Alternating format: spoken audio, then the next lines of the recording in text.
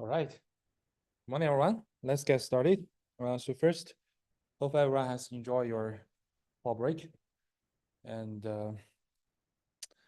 second, just a reminder, our homework 2 will be due on this Friday, I believe.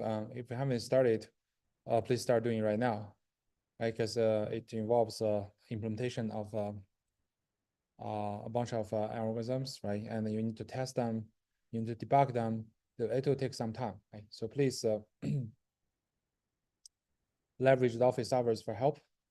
And also our midterm project report, if my memory is not wrong, should be due on next week. We do need you to show us you have already done some work on this, right? It's not just you create a Kaggle account or you look at the problem. You should at least make some like non-trivial tests, and you attempt to do something and report your progress and your plan. Okay. Any question regarding the schedule about homework assignments and midterm project report? Okay, great. So let us continue with the, we're gonna first wrap up with the perception topic we discussed before the fall break. So perception, we know that it is a simple linear classifier, right? It's an online learner. So basically you sequentially process every training example. You use your current model to make prediction. If your prediction is correct, maybe take a look at this, right? If your prediction is correct, then you do nothing. Otherwise, you're gonna update the model according to some rule. We have explained why the update rule of the perception algorithm is reasonable, right? And we show it both analytically and visually, right? And then we're also talking about several variants of perception to improve the robustness and accuracy during the practice, right? So the very first version is called voted perception. This is for the case where our data set is not linear separable. After all, assuming your data set is always linear separable is too strong. In practice, you can't guarantee this always, right? Although Misty-Bound theorem tells us, okay, if you just keep running your perception algorithm, in the case that your data set is linear separable, you eventually will converge and you find a separating hyperplane, right? But in practice, it's not the case that the data set is always linearly separable. Maybe the data set is mostly linearly separable, but there are several outliers, like these two positive examples here, right? Because of their existence, the data set is not linearly separable. And then if you just keep running your perception algorithm, as we discussed previously, it will enter into an infinite loop, right? You just keep going, and repeating a series of distinct weight vectors, right? That's a behavior. And in practice, we won't let our perception algorithm to run forever, right? We'll find some maximum number of iterations and enforce it to quit.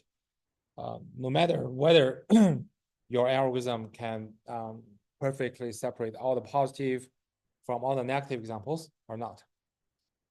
So in such case, there comes a problem, right? So at which position or at which stage shall we stop running our perception algorithm? Intuitively, it could be maybe I just adjust my hyperplane, adjust my linear classifier on up to the point where my mistakes made so far for the training set is minimum. For example, perhaps this is the best position, so I only misclassified 2 examples in the training set.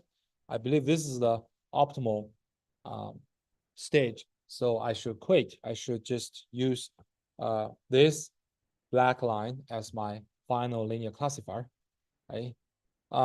However, in general, if you want to find a hyperplane with minimum mistakes, is NP-hard problem. It implies that the computational cost will be ridiculous high. Right? So that's why in practice we never try to enforce us to find such a hyperplane that have the minimum training error or minimum mistakes in training set, right? So a more robust but simpler approach is that, okay, why not we try to collect a set of hyperplanes, right? And you can think of like during the running or during the course of the perception learning, right? You're gonna adjust a series of different hyperplanes, right? So why not just keep track all those distinct hyperplanes during the running of the perception, right?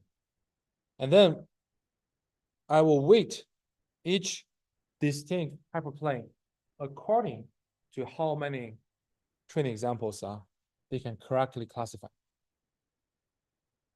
right?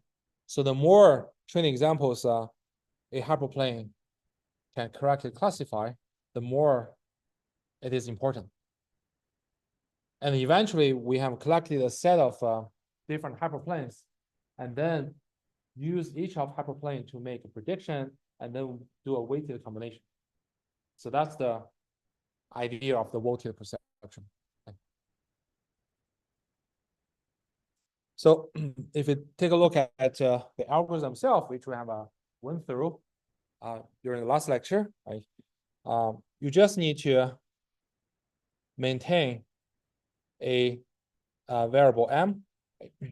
This m is index of different hyperplanes during the running of perception. So every time we just this whole framework is still the ordinary execution of perception algorithm.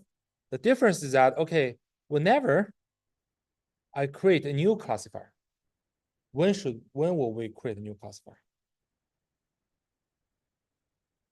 When?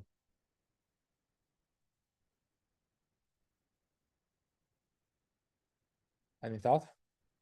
Yeah, we're just trying to quickly recall what we have discussed.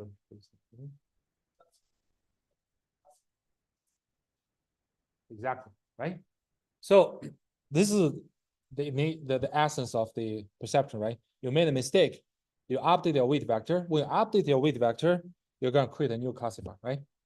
Every time you update the weight vector, remember the weight vector is orthogonal to the hyperplane. That means you are actually adjusting the position of the hyperplane, right? So whenever your current classifier makes a mistake, you update the weight vector. That means you create a new classifier. You're gonna keep track this new classifier. So that's why we increase the index m by 1, right? And then you kind of count the life cycle for that classifier. So by life cycle, it means that how many examples does this new classifier can survive, right? If your new classifier keep correctly predicting the following training examples, you're gonna increase in its life cycle, right? Until the very first mistake your new classifier start to make, then that means the life cycle is ended, right? Life cycle ends for that classifier. You just store its life cycle state here, right? And then you create a new classifier. You initialize its life cycle as 1, and then whenever it correctly classifies the next example, it increases the life cycle by 1. Just keep doing this until you made a mistake, right? So after running a pre-specified number of epochs t, you will be able to collect a set of different classifiers and their life cycles, right? Now we actually have an ensemble of linear classifiers, right? And then when we make a prediction for any new test input X, right, we can use each classifier to make a prediction, right? And then I just weight their prediction by their life cycle. The longer the life cycle a classifier has, the more important will is prediction, right? And eventually we just do an aggregation of their votes and make the compete, the total votes for the positive prediction from all the collection of from the whole ensemble of the classifiers and the total vote for the negative prediction from all the classifiers, and we look at who wins. Right? Does it make sense?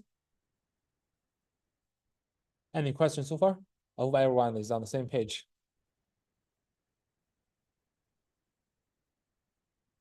Okay, great. So doing this is kind of intuitive, and it really works well. It's kind of like resembles the boosting algorithm we have previously discussed. You can view like a perception version of ensemble learning, right? Although it doesn't belong to boosting, it doesn't belong to bagging, but it doesn't matter. It's just eventually you have collected still ensemble of linear classifiers, right? When you aggregate them together, you expect that, okay, we're going to be more robust and be more accurate in practice, right? But there is an issue here. The issue is that, okay, if you run a lot of epochs and go through a huge data set, you can imagine you are going to update your classifiers very frequently, right? Then every update, you're going to create a new classifier. So you can imagine you have to keep track a large number of different linear classifiers and their life cycles. So this is kind of like consume a lot of storage. So if there like a more lightweighted way of doing this, or more easier way of doing this. So then we proceed to the so-called average perception. So see the average perception in the high level kind of leverage the same idea, but the implementation is extremely simplified.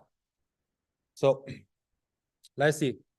The only difference between the average perception and the ordinary perception is that, okay, we're gonna introduce an additional vector A, initialized as 0. Okay.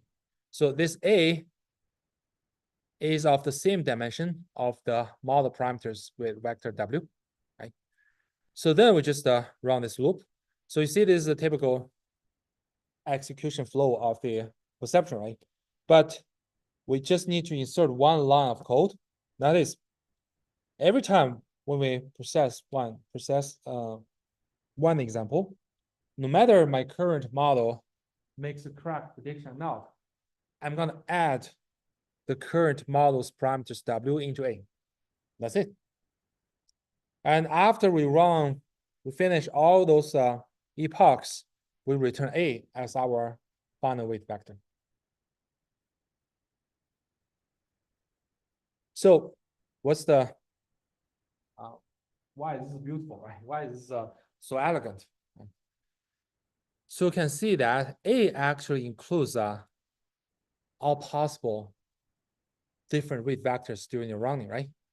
And even better, it also includes the life cycle information, right? No matter, for example, for a particular classifier, right? If it keeps correctly predicting examples, so this W won't change, right? That means you're keeping the current classifier. And as a result, you keep adding the same W into A. So suppose this life cycle for the particular W is 3, right? You're going to add this W 3 times into A. So you're essentially aggregate those different weight vectors and multiply with their life cycle, right, into A. So in other words, this A includes all the information of those weight vectors during the running of the perception and their life cycles. Does it make sense? But you don't need to explicitly track which weights are which weights, right? And what are their life cycles? They're just all added into A. And then when we return A, we use this A to make prediction. And that's it.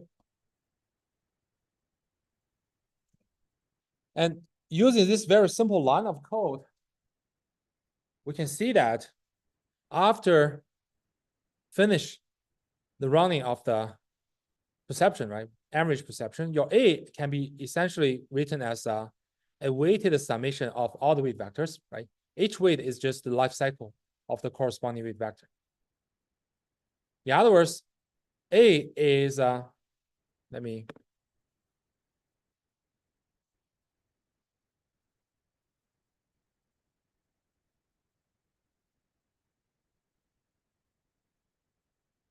A is essentially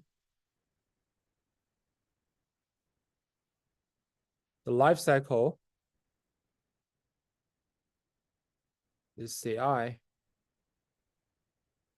times the corresponding weight vector, right?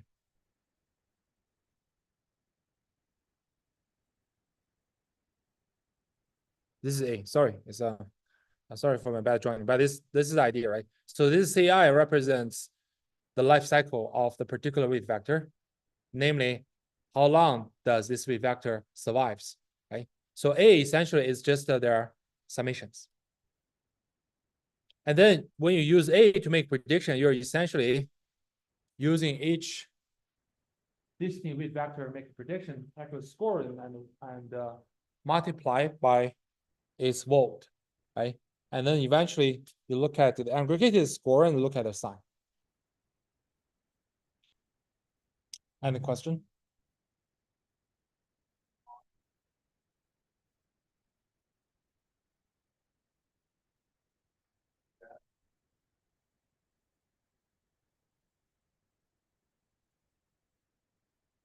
Can I say it again? On the rest, what? Like the first weight vector I learned is fairly good. All of them have a lot.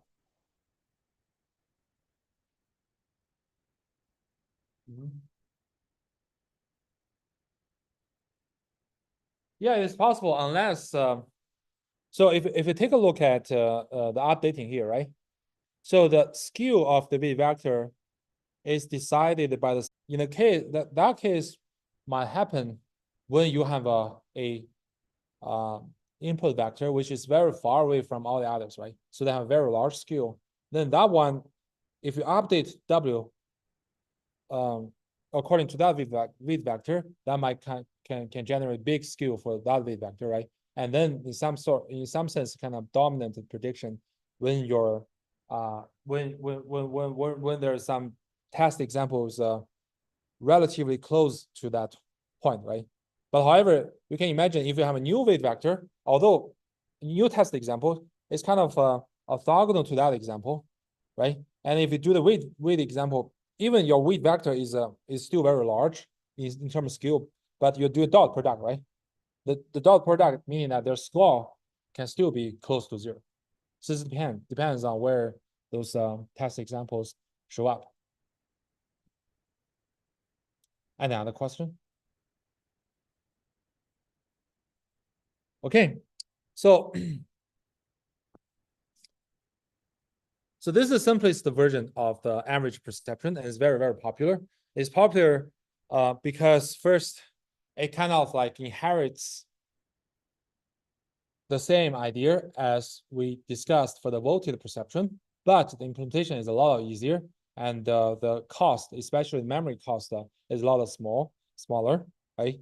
And if you want to use perception algorithm in practice, use average perception because basically the practically best one. Okay, but the voltage perception and average perception are not exactly the same, as we emphasized, right? They kind of like have the same idea in the high level. They want to aggregate all different classifiers during the running of perception algorithm, right? And use this aggregate information to make predictions. But for the voltage perception, you see that because we explicitly track each weight vector, right? And also the life cycle Ci. So when we make a prediction, we first use each weight vector to make prediction to give you either positive one or minus one, right? And then you vote your prediction according to the life cycle, and then to see whether total votes of positive prediction win against the negative prediction or otherwise, right? But for average perception, remember, we never explicitly track different weight vectors, right? In other words, those different weight vectors, they are all added into a aggregated weight vector A, right? And then you use A to make prediction. That basically means like, okay, it is equivalent to first using each weight vector to calculate classification score, right? And then you do the weighted classification score together. And this weight, I mean, weighted means vote, right? CI here. You vote each classification score according to the life cycle for that weight vector. Then you add them together, and then you look at the final score. And if the final score is positive, you return label 1, otherwise return label -1. That's the idea, right? So there's still difference in the prediction level, right? So here we just showcase one simple example, right? Their difference are to emphasize their difference, right? Suppose after we run the perception algorithm, right, we got 3 weight vector, W1, W2, and W3, and their life cycle are all ones, meaning that they only appear once during the running, right? So, and if you use each weight vector to make a prediction for a particular input X, right, you got score S1, S2, and S3. Then for average perception, we're going to just add up all the scores together and then look at the final score if it is positive or not, right? But for voted perception, they're not going to calculate the aggregated score. Instead, they will look at for each score whether they have positive or negative. They have a label, right? +1 or -1, right? Then you see, then you want to look at the total count of positive predictions and the total count for negative prediction, and see which one get more count. In other words, voted perception just to look at if any 2 of those scores are now negative, then I'm gonna predict positive. Otherwise, I'm gonna predict negative. Okay. Does it make sense? Any question?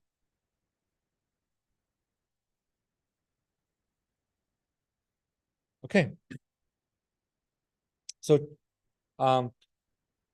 now we have finished the introduction of perception algorithm. It's our very first linear classifier learning algorithm. It's an online learning algorithm. It's very widely used and it's very easy to implement. And the updating rule for the weights is to add something onto that, right? Remember, the updating rule for the perception is add the label yi times xi, the input weight vector, to w, right? And we have discussed why doing that is reasonable. And it has a very nice geometric interpretation. We also have derived the so-called mystic bound, which guarantees that if your data set is linearly separable, after finite number of updates, your perception will always perfectly separate out positive and negative examples, right? And we also talked about several practical variants, because in practice, you will never implement the standard perception. You want to implement a more robust version, right? One version is called average perception, as we just discussed. Okay? So throughout our discussion, we expect that you are able to implement the perception algorithm, which will be included in our homework assignments. Okay, any questions so far regarding perception?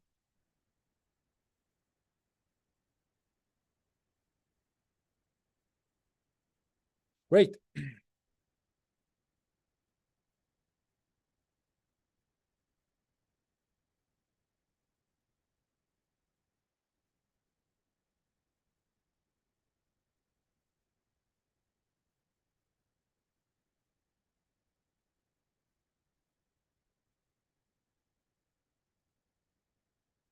Okay. Just need to wait. Okay, great. Okay. We have spent quite a few lectures talking about concrete algorithms, models, and learning procedure, practical variance, right? Now we need to circle back a little bit to a theoretical side. But don't worry, this theoretical side is not ask you to do some proof or very tricky mathematical stuff. It's just to motivate our next class of very powerful classifiers called support vector machines. But before we introduce support vector machines, we need to explain how it was motivated. Right? Without that explanation, you won't be able to really understand support vector machines. So that relates to the so-called agnostic learning and VC dimension. Right? So in our previous discussions, we introduced a little bit the concept about the computational learning theory, right? We talk about the pack learning, right? We talk about the sample complexity under the assumption that, okay, if your hypothesis space is large enough, every time you can find a hypothesis which can correctly predict every training example, right? Meaning zero training error. And we'll see that this is a little bit too restricted and too ideal assumption, right? So, and then today we're going to talk about a more realistic setting, which is called agnostic learning. Agnostic learning means that I cannot guarantee zero training error, meaning that my hypothesis space might not be rich enough. The target function or the ground truth labeling function can be outside of my hypothesis space. In that case, you no longer guarantee zero training error, even if you find the best possible candidate in your hypothesis space, right? And in this case, what we would like to discuss, right? We would like to ask, can we still estimate the generalization error, even for a non-zero training error? And next, based upon the theoretical results derived for agnostic learning, we're gonna throw out a more important question. That is, what if your hypothesis space is infinite? It's infinite, uncountable, and then those sample complexity bound will be meaningless. Right? We briefly mentioned this point previously. In that case, we need to find a workaround.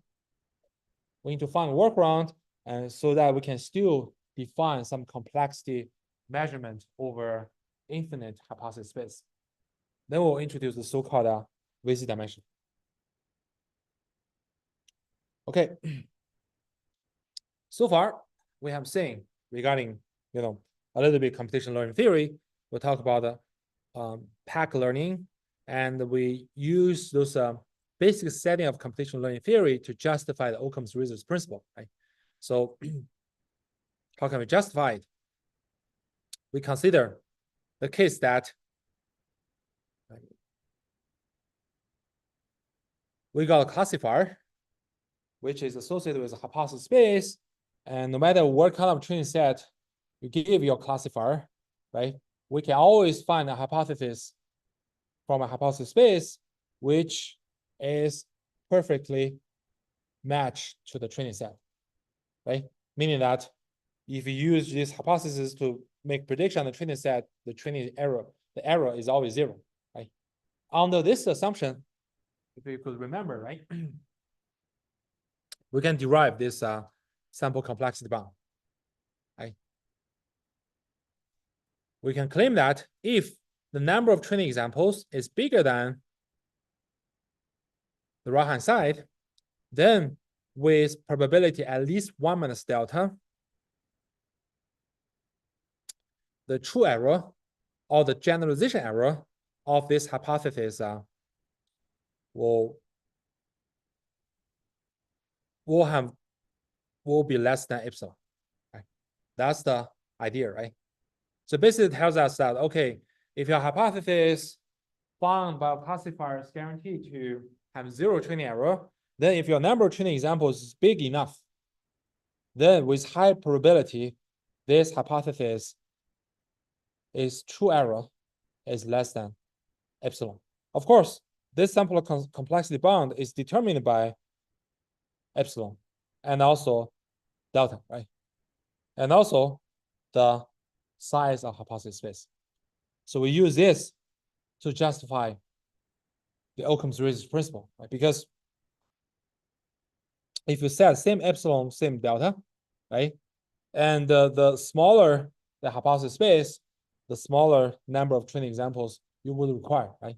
That's why we should favor simpler hypothesis space, because it will reduce the sampling cost.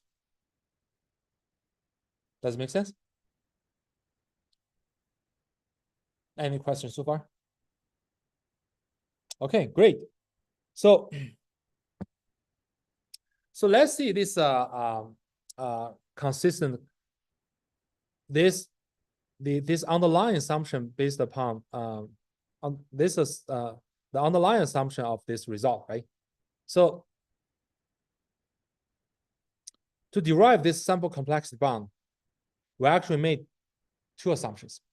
The first assumption is that the training and test examples are from the same distribution, which is reasonable, as we have previously discussed, right? So you're assuming that, okay, you have very complicated mechanism to generate data set, and you can collect some examples from that mechanism, right?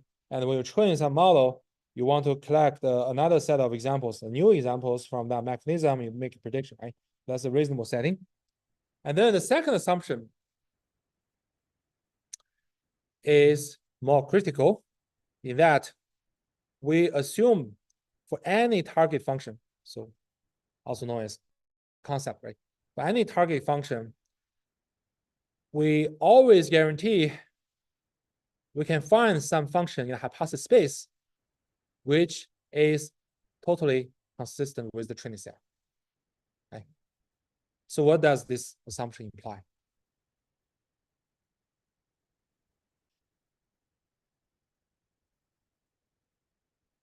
Okay. For any target function, for any concept, and for any training set, you can always find a hypothesis in a hypothesis space which perfectly fit every training example labeled by the target function. What does it imply? Any thought?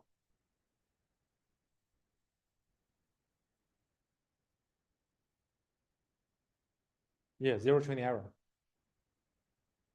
Yeah, this assumption. This is what this assumption tells, right?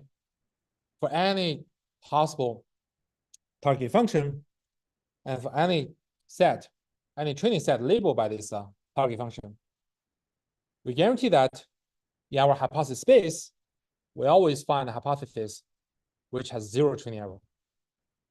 What does this imply? Or in other words, what does it imply about the relationship between the target function and your hypothesis space?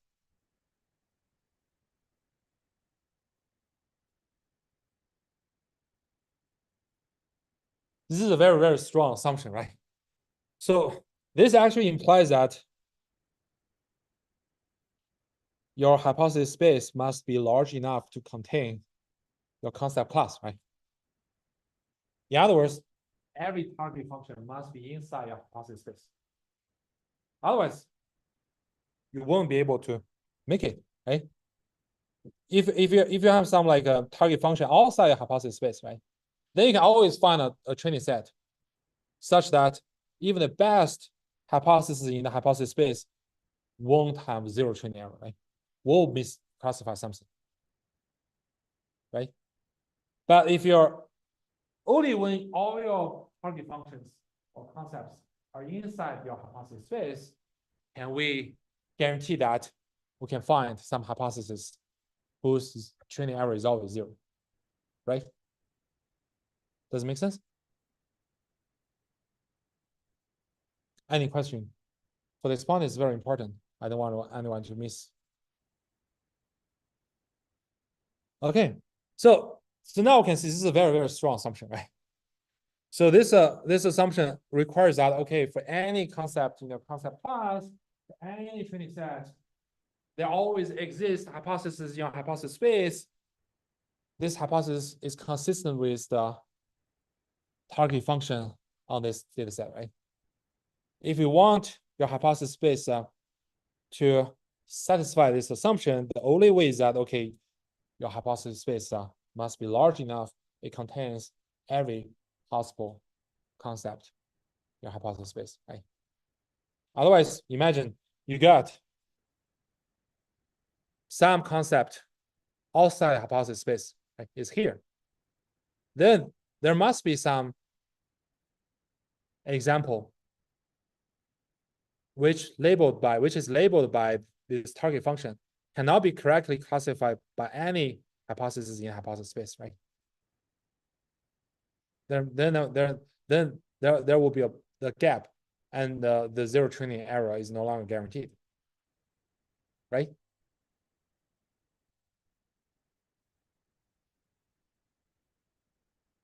But this should be more realistic, right?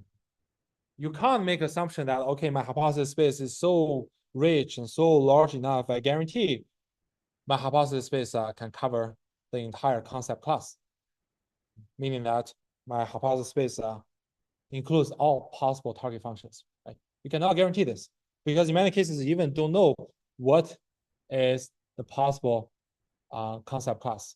For example, can you tell me, for example, I want to predict the temperature of tomorrow, right?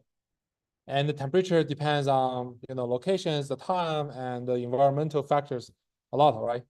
So can you tell me this temperature function belongs to which family? Is a trigonometric family? Is a log family, exponential family, or polynomial family? No one knows, right? So yeah, in other words, in practice, you won't be able to know. In many cases, you won't be able to know where your exactly concept class is, right? And then you cannot make assumption about the comprehensiveness about your hypothesis space, right? I can imagine, okay, I make an assumption, I make a hypothesis space which contains all possible polynomials, right? However, you even do not know your concept class is a subset of polynomials or not, right? If it contains sine function or cosine function, then it's not overlapping between your concept class and hypothesis space, right?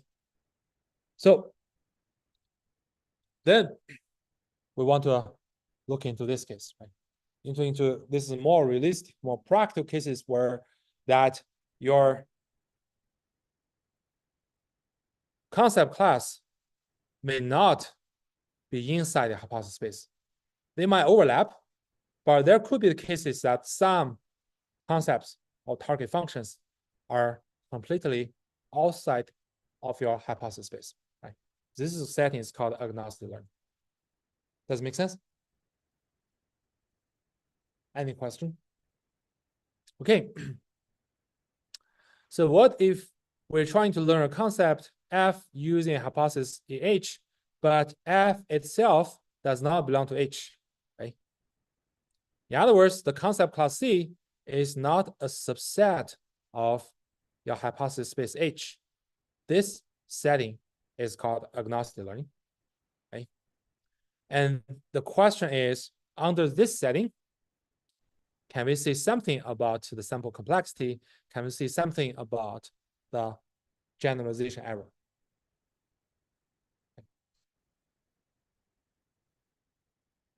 And of course, agnostic learning is a more realistic setting than before, right? Okay. To answer the question, right, under agnostic learning, can we say something about sample complexity bound to arrive at a particular level of the generalization error, right? We need to first address an important question. Right? Under agnostic learning setting, are we guaranteed the training error will be zero? Are we? No, right? Why?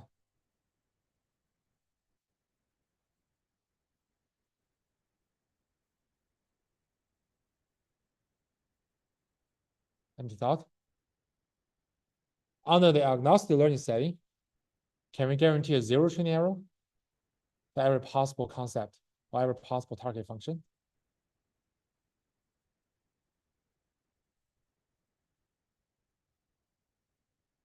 Any thought?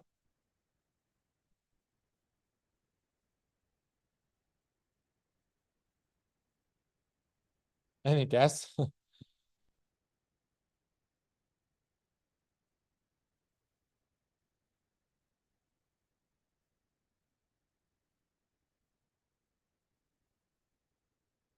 The answer is no, right? Why is no? Because your target function can be outside your hypothesis space, right? The f might be here, right? Then you can imagine that if your f is outside your hypothesis space, like even the closest candidate in the hypothesis space, there's still some gap, right? From the closest one to the ground truth, right? That means there must be some cases, some kind of like data set which are not consistent between your closest candidate and your ground truth target function f, right? In that case, your training error won't be zero. Does it make sense? Right? Imagine you have a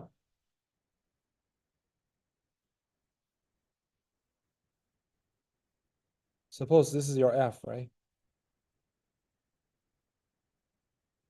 This dot is your f, right? And you see that f does not belong to H. F is outside of H. So that means like even you find the closest candidate in H, there's still some gap between this guy and F, right? So the gap indicates that the prediction made by F and this guy is not always consistent, right? There must be some examples on which the prediction made by this guy in H and F is different. Right? If you happen to collect that examples as your training set, then your training error won't be zero, right? Because the prediction made by this guy will be different by the prediction made by F on this set of examples, right? That's why we cannot guarantee zero training error. Does it make sense? Any questions so far? Okay, if you feel uncomfortable with this, I mean, look at the slides again, right? The only difference from the previous setting is that we no longer assume the hypothesis space will contain the target function. Once your target function is outside the hypothesis space, then there could be the cases that any hypothesis in a hypothesis space is going to mismatch the target function, right? That's why our training error will no longer be zero. Right? Under this case, our goal will not be right. We must in full we have our training error, right? Instead, we try to minimize the training error. Want to find a hypothesis to make our training error to be as small as possible, right? In that case, it's kind of similar to what we have said, like you trying to find a hypothesis in hypothesis space, which is to be as close to the ground truth target function as possible, right? And then once we have got a low training error, we want to get some additional guarantee. This low training error will derive a good accuracy in the future unseen examples. In other words, we want to derive something, we want to show something, and we want to get some guarantee that with small training error or with low training error, we can get small generalization error as well. So that's the path for the research and study for the agnostic learning. Does it make sense? Right? So you see the difference here, right? In our previous setting, we're assuming, okay, no matter what kind of training set, no matter what kind of target function, you always can find a hypothesis with zero training error. Then want to look at, okay, how many training examples would you require such that this zero training error hypothesis will have a small generalization error, right? But now the difference is that, okay, we're no longer guaranteed zero training error because the hypothesis space might not be fully, I mean, the target function could be outside the hypothesis space, right? Then your training error won't be zero always, right? But we can still try to find a small training error, right? Then can we still derive some small generalization error based upon small training error? That's the agnostic learning setting. Any question? Okay. So here comes the problem, right? How do we derive this, right? According to the training error, how do we derive any guarantees or bounds or sample complexity for the generalization error? The main major tools we're going to use here is called tail bounds. So what are tail bounds, right? Tail bounds are kind of like a probabilistic bounds. Right? It is based on the assumption or observation that you see some random variable, right? For given random variable, we know every random most random variables will have some mean, right? And we know that the random variables are more likely to be concentrate or surrounding the mean, right? It will be very unlikely to be jump away very far away from the mean, right?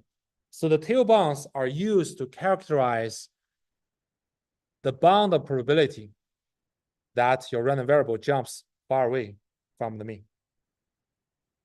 So basically, you can imagine, okay, you got some Gaussian random variable, and I can give you a bound, can give you upper bound that the chance of this random variable takes a value other than mean is less than something. Of course, the larger the value, the far away the random variables take the value from the mean, the smaller the probability, right? So this is what tail bounds tell us, right? So it is used to bound the probabilities. So here we're going to discuss we're going to introduce several commonly used bounding tail bounds. The first one is called Markov's inequality. And maybe you have seen this before if you have taken any entry level probability class or statistical course, right? So the first one is called Markov inequality. Suppose you have a non-negative random variable, and then we can bound the probability of this x non-negative no less than a by expectation of x over a. Right? So you can see the upper bound. The upper bound, the probability of x is no less than a, bigger than or equal to a, right? So you can imagine like the larger the a, the smaller the upper bound, right? Because z of x is fixed, right? Expectation of x is fixed. And when you increase a, you decrease the bound. Any question? Which implies that the further away, the larger the value of x, the smaller the probability of x taking that value, right? This is called Markov inequality. Okay, and then the next one is called Chebyshev inequality. Right? What is Chebyshev inequality? It bounds the probability that a random variable differs from its expectation. Right? So basically, it looks like this. So suppose you got a random variable x, it has a mean mu, it has a standard deviation sigma. Then we can claim that the probability that the distance between x and mu bigger than k times the standard deviation is upper bounded by 1 over k squared. So see this, right? So that means like the farther away your random variable takes the values from the mean, the lower the chance or the lower the probability you take such a value, right? And this probability decays in k squared, right? And k by k means like how many numbers of standard deviations away from the mean. Does it make sense? Any questions so far? Is everyone comfortable with the meaning of these bounding probabilities?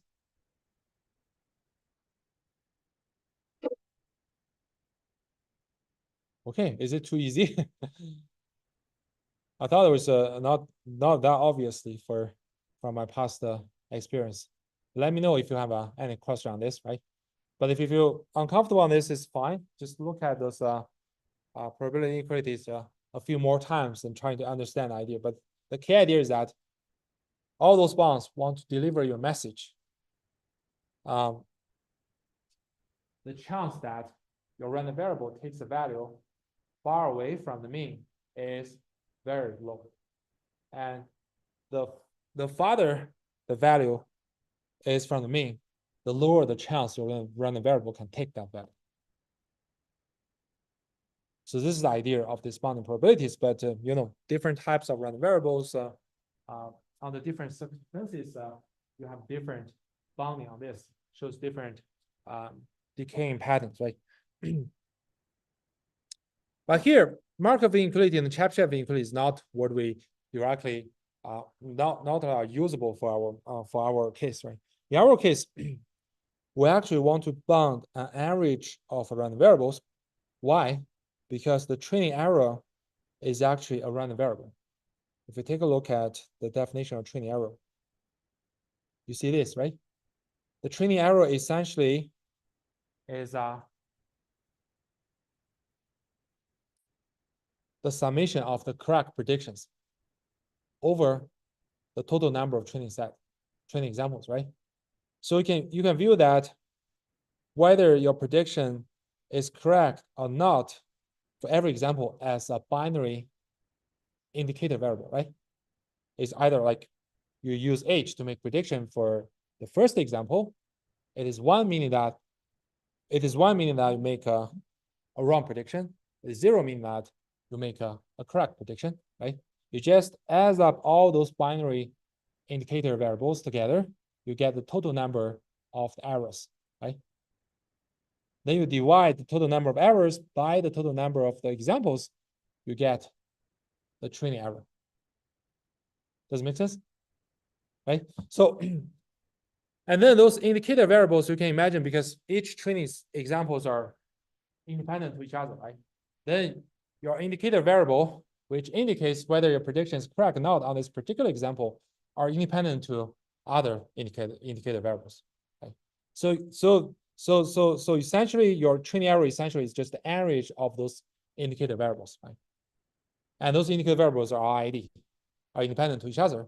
So you're essentially averaging a set of independent random variables, but those random variables are binary indicators. Does it make sense? Okay, we'll get to this point in detail later, right?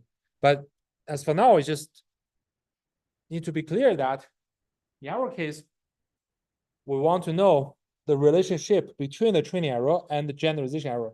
But the training error essentially is an average of a set of random variables, right? And which bounding inequalities can tell us this, right? Can be leveraged to give us an answer. We're going to use this so-called Hofstad's inequality, right?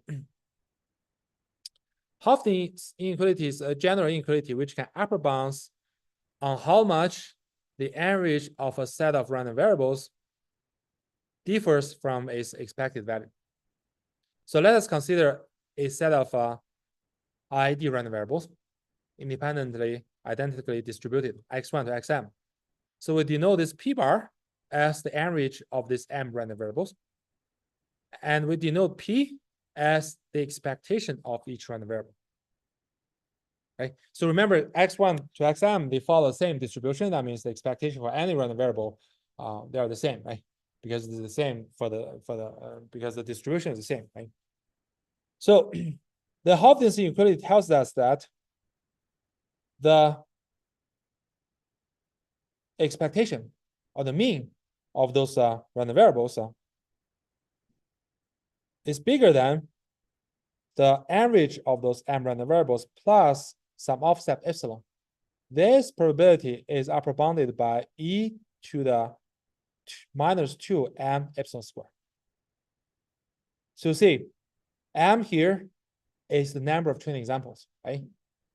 And epsilon is offset, right? So you see the upper bound actually determined by the number of average random variables and also the offset itself, right? Which is pretty reasonable, right?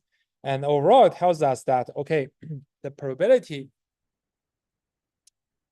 that your average random variable is epsilon away from the true mean of those random variables will be upper bounded by this exponential term. Right? This is what Hopf inequality tells us. Right? Let us emphasize again, right? So first, the P means true mean, right? True mean means that, okay, it reflects nature of the random variable, right? If you toss a coin, what's the probability you see the heads, right? That is the nature of the for tossing random variable, right? But the P bar is called empirical mean. So basically, you toss a coin for 10 times, right? And every time you see the heads up and tails, right? You just average your observations.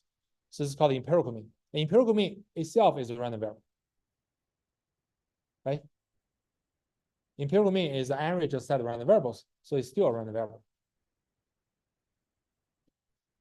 And then the Hopf inequality tells us that if your empirical mean, the probability that your empirical mean is epsilon offset from the true mean, this probability is low. And this probability is upper bounded by this e to the minus 2 m epsilon squared. Right?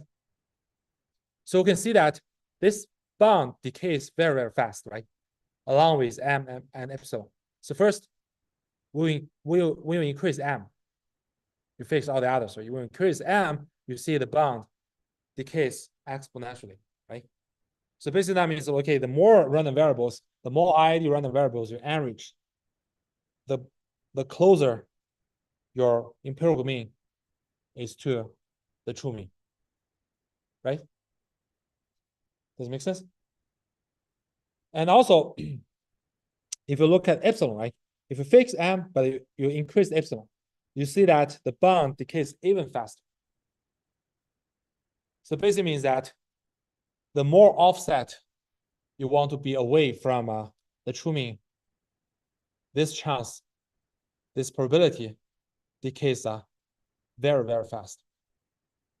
In other words, your true mean, your empirical mean are closely tightened to are tightened to be very close to the true mean, right?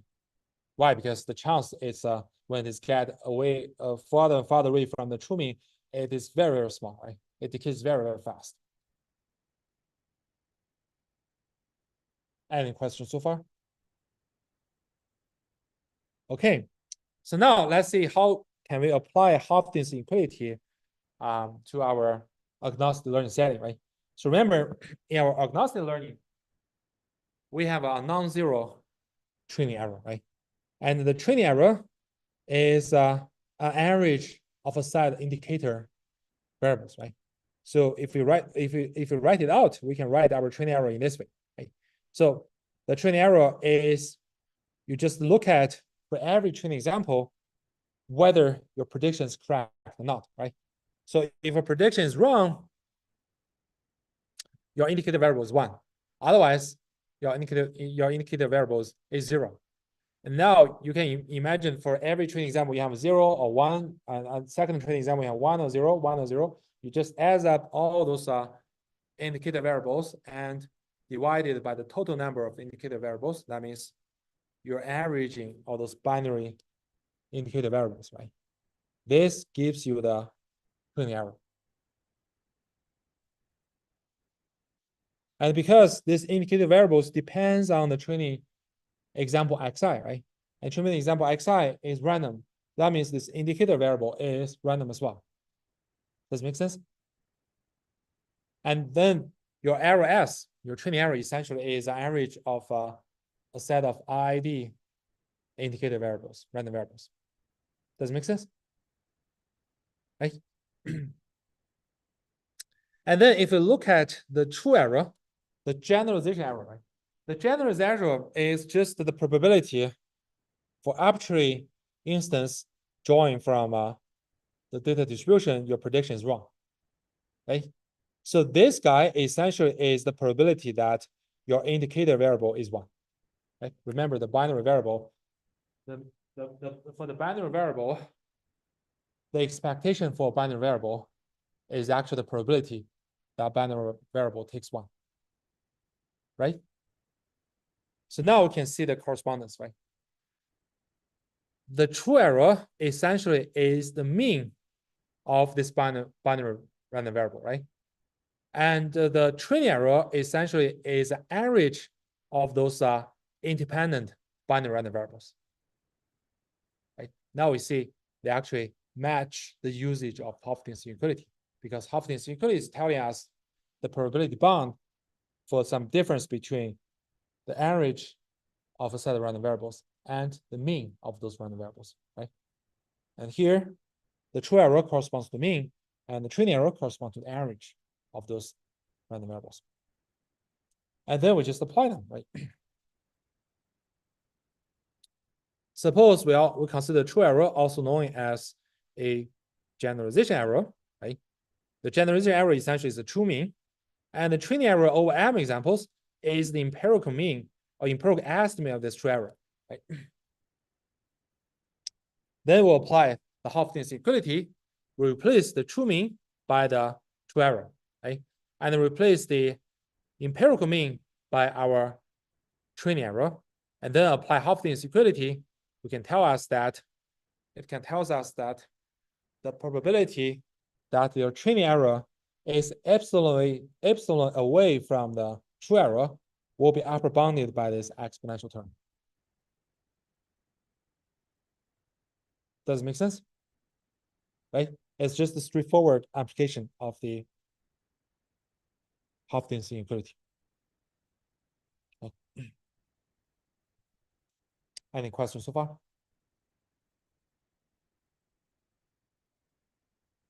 Everyone's comfortable?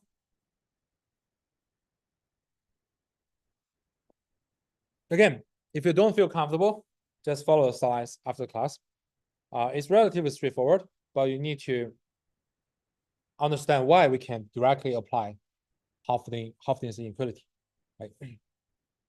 Okay, so now by applying the Hopkins inequality, we can claim that the probability a single hypothesis H has a true error that is more than epsilon away from the training error is bounded above by e to the -2 m epsilon squared.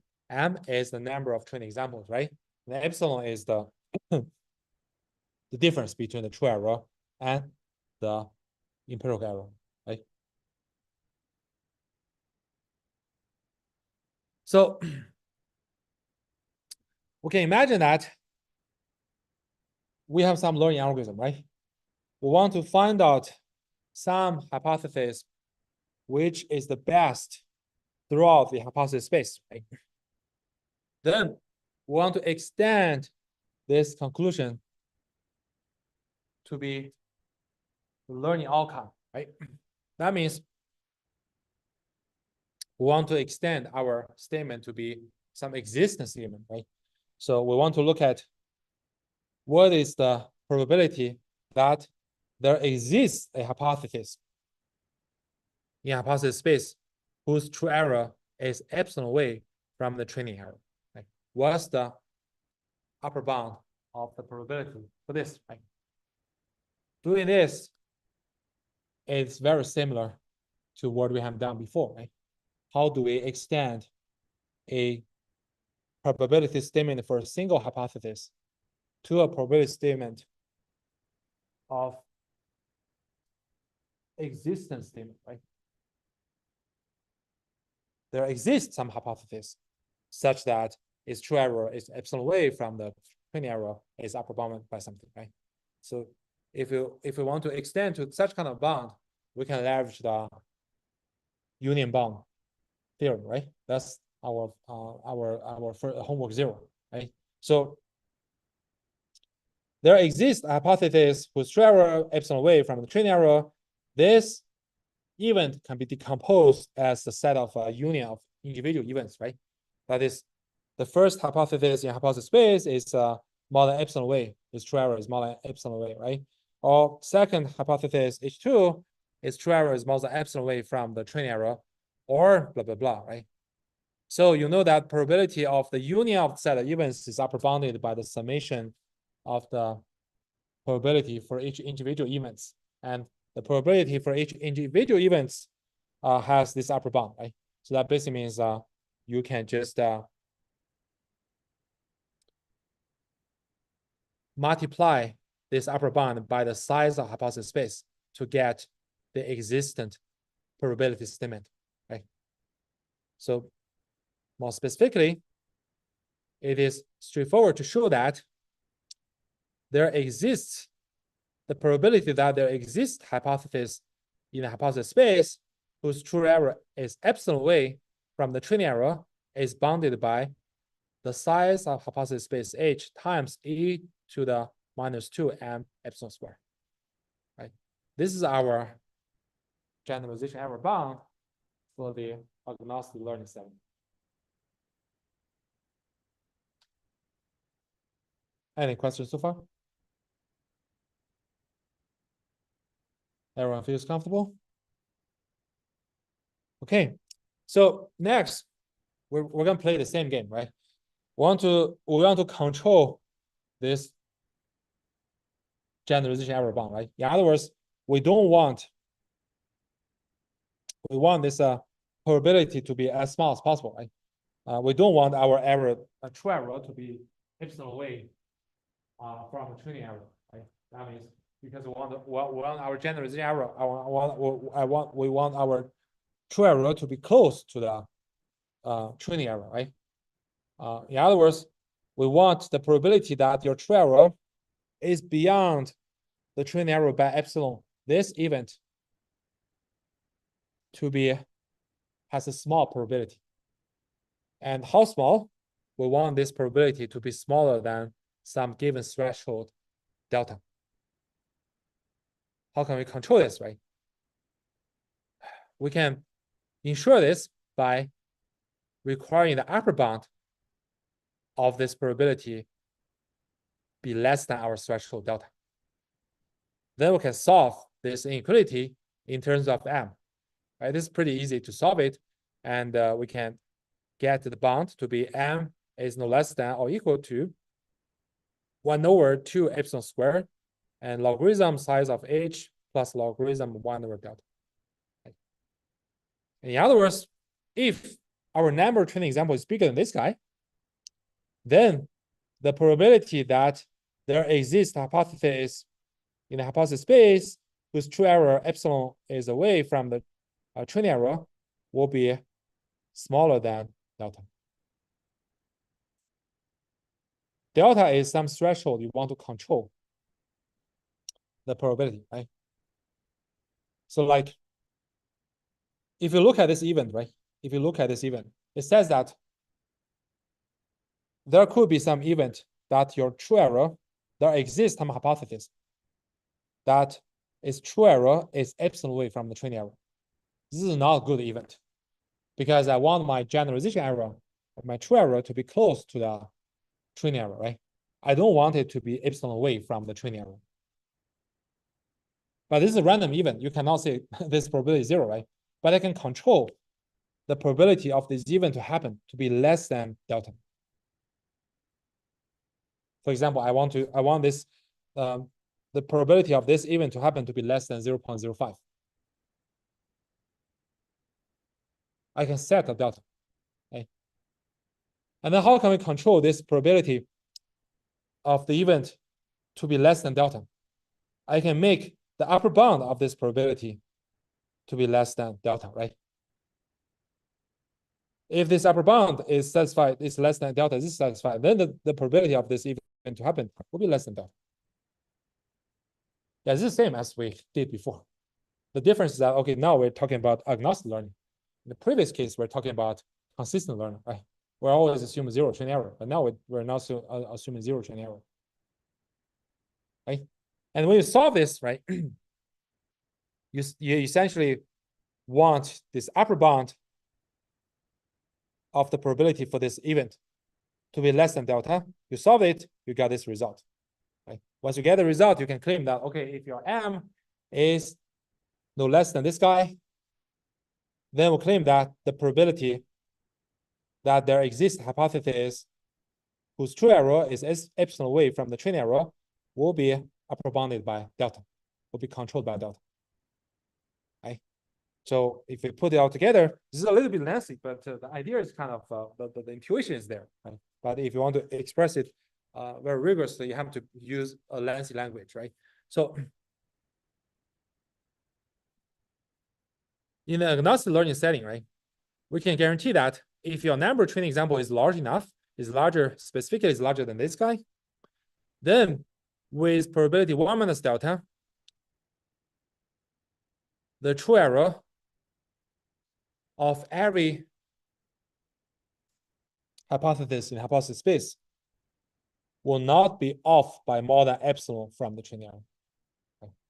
So you can see the guarantee from the agnostic learning is about the difference between the true error and the training error. It's not the absolute level of the true error, right? It just tells us, okay, if you have enough number of training examples, your true error won't be too far away from the training error. That's it, right? It won't tell you, it won't guarantee your true error will be less than 0.01, right? So that's the difference, right? So the agnostic learner makes no commitment to whether your target function f in the hypothesis space, right? Therefore, the hypothesis space won't guarantee to have zero training error. So we can always, and accordingly, the derived mathematical guarantee will be, okay, I can only guarantee with high probability your true error and the training error is close. Won't guarantee the true error will be less than some absolute value like 0.01 because there's some gap between the training error and the zero, right? If your training error is already bigger than 0.01, how do you ensure your generalization error to be less than 0.01? Does it make sense? Right. This is the difference between the agnostic learning and the consistent learner. In the consistent learner, because your training error is always zero, and then you could say, okay, your generalization error has a high chance to be, say, less than 0.01, less than 0.02, right? But now for the agnostic learning, the training error is no longer guaranteed to be zero, right? And there's a gap between the training error and the zero, and there's a gap between the true error and the training error. So therefore, our theoretical guarantee will be, if you have enough number of training examples, my generalization error will have high chance to be close to the training error. And as to how much training error can you get, right? It depends on our algorithm. It depends on how you choose the hypothesis space. Does it make sense? Right, this is the idea, right? Okay, let's stop here today because there are some additional insights we would like to share with you, and we don't have enough time to go through that. So let's continue on this on Thursday. See you on Thursday.